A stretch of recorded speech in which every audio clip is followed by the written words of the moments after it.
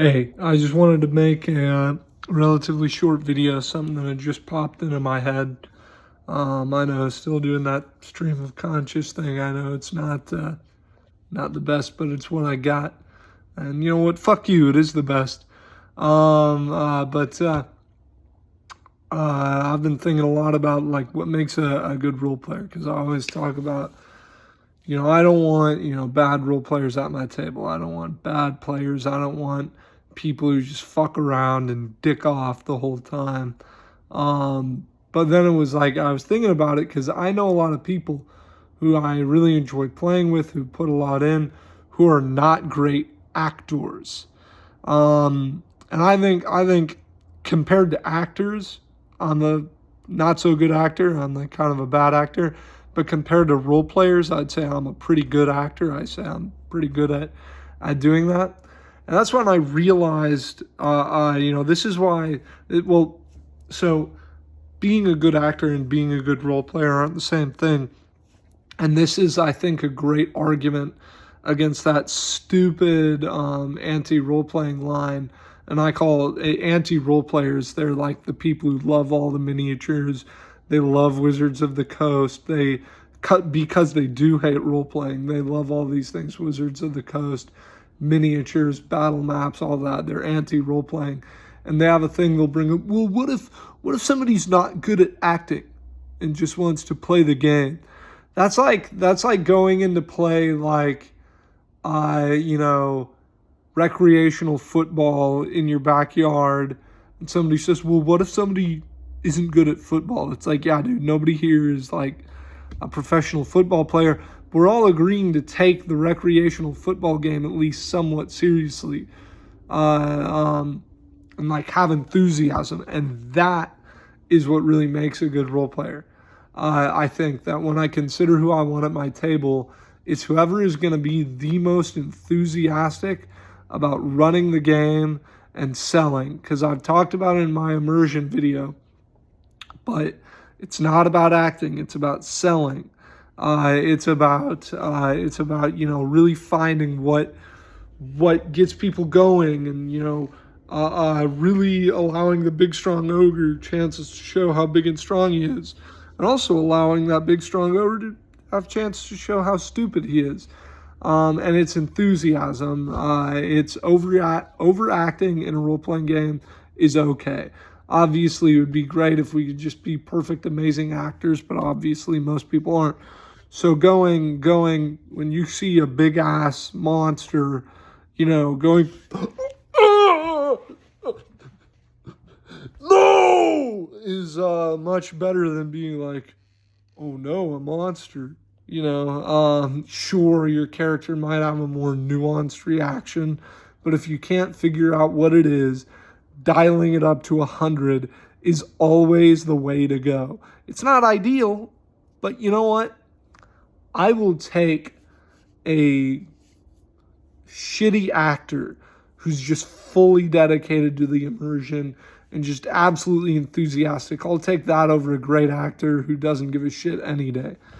So that's what you want. That's what you want for role players. You want a good, enthusiastic role player. Another aspect of it that I was thinking of besides enthusiasm is a sort of general willingness to play a character within the setting. I meet so many players who are like it's like they don't give a shit about the setting. Like they made a character basically divorced from the setting almost. It's like, what the fuck are you doing?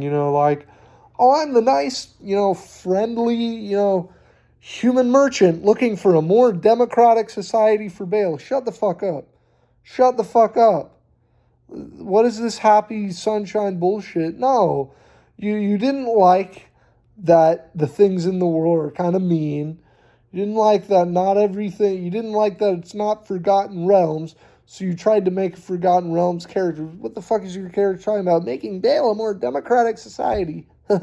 He's such a nice guy. The shining beacon of hope. Not that you can't play hopeful characters, but just be aware of the situation. You know, you're playing in Vampire the Masquerade, and it's like, I'm the nice vampire. I'm the one who's gonna change the world. Or you know what? Let's do it the reverse. You're playing a game of Forgotten Realms. You're playing in Waterdeep, and it's like I am Bulgrod the rapist. You know, like that is not gonna work with the setting. And usually, it's always people who have a certain kind of ego trip where they want to be the nice guy, and it's them playing in darker settings, and they want to be the God, gosh, golly, gee whiz, fuck my ass, god damn it, poopy scoopy, and that's who they play, because they just want to be this, they want to use the game to express how virtuous they are, which is just stupid, because it's like you're not doing anything.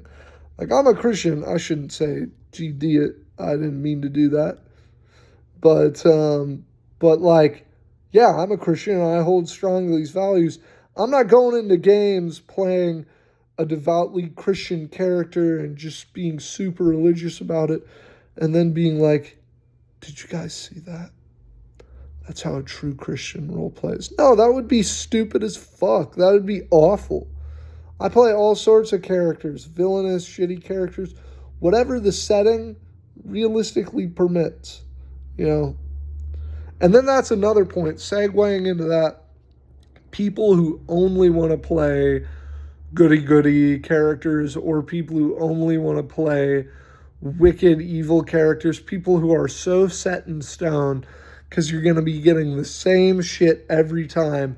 The most common is someone who wants to play a goody-goody character who's also a really good combat character, which is, I think, if you want to play a truly heroic character, you make them virtuous. Don't make them combat at all. Not even like, oh, he's like low strength, but like high dexterity, and you know, no combat skills. He's a merchant. He's a merchant with a heart of gold, and he gives people fair deals. No combat skills. How about that? You know. Or the opposite, I've seen it happen too, where people love playing the evil Billy Badass, and yes, I've taken the loot for myself. I'm disruptive. Yes, you know that shit. In my opinion, that would be more fun, but it's still an asshole move. You're still a dick. So. It's all that. And then the fourth point I would say is just like people like, they take shit personal and they're dicks. They're assholes. Like, you can't be an asshole and be a good role player. I'm sure you've seen it before, the fucking out of character drama, the bullshit, the people being pricks to each other. It just doesn't fit into the game. So yeah, those are the four major things. You know, have enthusiasm.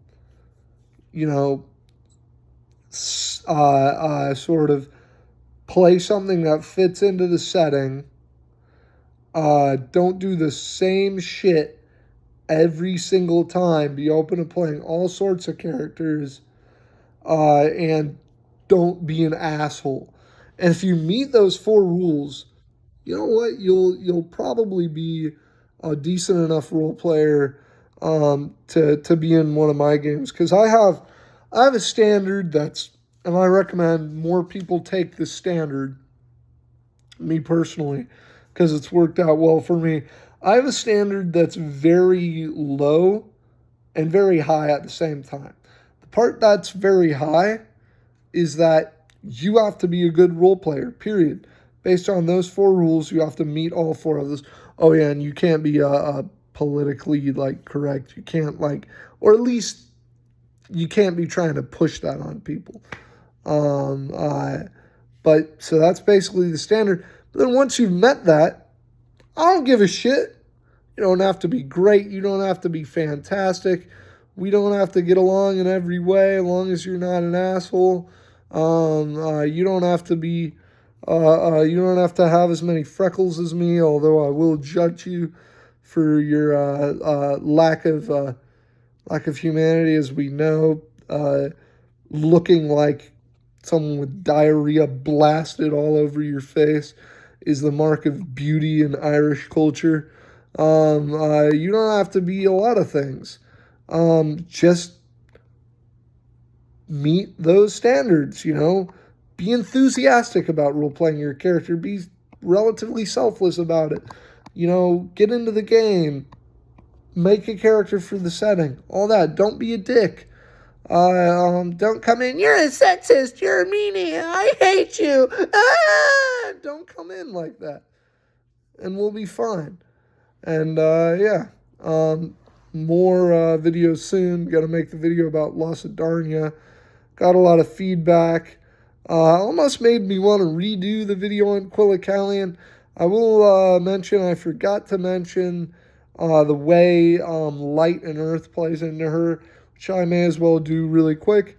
So I'll just say, it's that sort of commanding virtue of the heavens, that sense of goodness, a sense of illumination, sense of creation, mixed with the humble stability of earth, with fecundity, with life. So when you mix that life and creation, you get that growth, plants coming up, farms popping up, just going wild, because Quillicalian is that controlled growth, that controlled life, that structure, the structured of both light and earth, and then the creation of light, and then the growth of life, which is associated with earth. So there's the short version. I should have put it into that video, but I didn't. But I will try to meet that standard in Lacedarnia's video, which is coming up. Anyway, I will collect all of your shit. It's the Barbarian Dung Collector.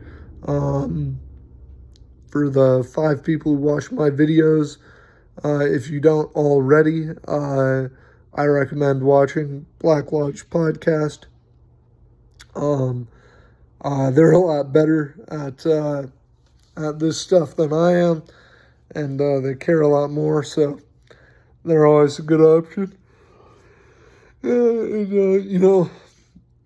Share these videos if you can and want to. Like, subscribe. Ring that bell, dude. Smash that bell, yeah. Anyway. Have a good day.